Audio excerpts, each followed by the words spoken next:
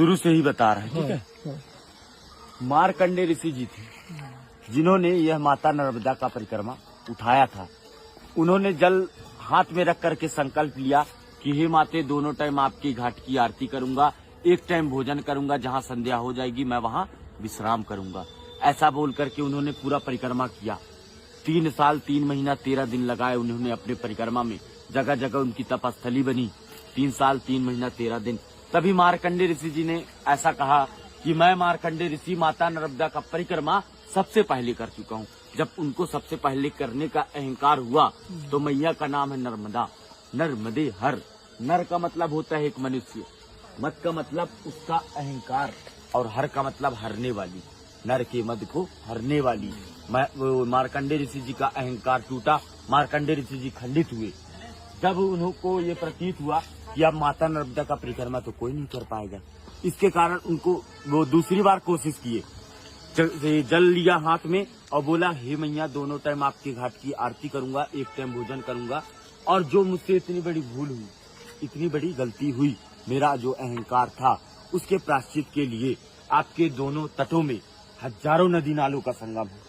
मैं किसी भी नदी नालों को नहीं छोड़ूंगा। उन्होंने सभी का परिक्रमा किया, किसी नदी नालों को नहीं छोड़ा। 27 वर्ष लगे थे उनकी परिक्रमा में, 27 वर्ष। और मार्कंडेय ऋषि जी का यही कहना था कि जैसे हिमालय में जाते थे महिलाएं मोक्ष की प्राप्ति के लिए, ये नर्मदा परिक्रमा में ही एक मोक्ष है। 2 मिनट आ रहा हूँ बस। मोक्ष का मतलब होता है किसी जीव के जन्म और मरण के बंधन से छूट जाना। ये मोक्ष का अर्थ है, इसीलिए परिक्रमा करते हैं। बोलिए नर्मदे हर। एक मिनट सुनिएगा। ये मैया जो है अमरकंठ पे जन्म ली है, शिव के कंठ से उत्पन्न हुई थी। वो रेवा कुंड स्थान है। वहाँ से मैया गुप्त रोड यहाँ आती थी। कहाँ? माइकी बगीचा पे। पूरे 12 वर्ष तक बचपना बीता है यहाँ पर। उनकी 5 सखियां थी, जोहिला, गुलबकौली, मालिनी, मलनिया और कपिला। 5 सखियों के साथ बचपना बिताने के बाद मैया का शादी तय हुआ। सोन जी महाराज, दंत कथा के अनुसार से ब्रह्मा जी के मानस पुत्र हैं सोन, और नर्मदा मैया शिव जी की पुत्री। सोन और नर्मदा ये दोनों का लग्न तय हुआ था। 24 किलोमीटर दूर जो माई का मंडप है, वहाँ मैया तैयार हो रही थी, वस्त्र श्रृंगार कर रही थी। तभी मैया ने अपनी सखी जोहिला को कहा कि तुम बाहर देख कर आओ, बारात आया कि नहीं आया। तो जोहिला ने कहा, माती मेरे वस्त्र गंदे हैं, इस वस्त्र में मैं बाहर नहीं जाना चाहती। तभी मैया ने अपने वस्त्र श्रृंगार जोहिला को दे दिया था।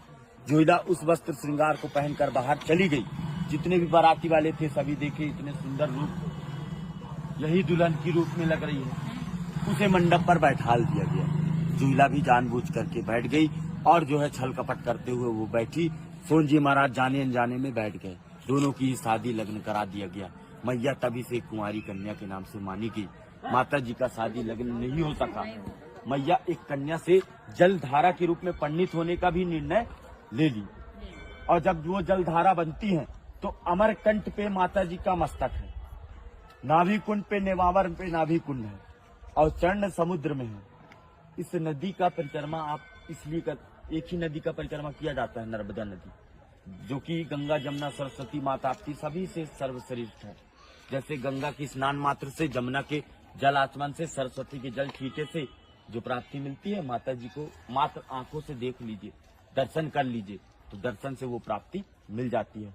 बोलिए नर्मदे नर्मदे। आप यही रास्ता है ना कहते? नर्मदे हर बाबा, नर्मदे हर।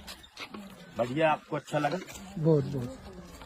बाबाजींनी आपल्याला ऐसा दीजिएगा कि हम देख लीजिए। नर्मदे हर। बाबाजींनी आपल्याला खूप छान माहिती दिली, जी आपल्याला माहित सुद्धा नव्हती। तर सगळ्यांनी एकदा म्हणूया, नर्मदे हर।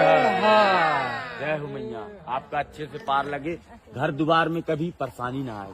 नर्मदे। नर्मदे।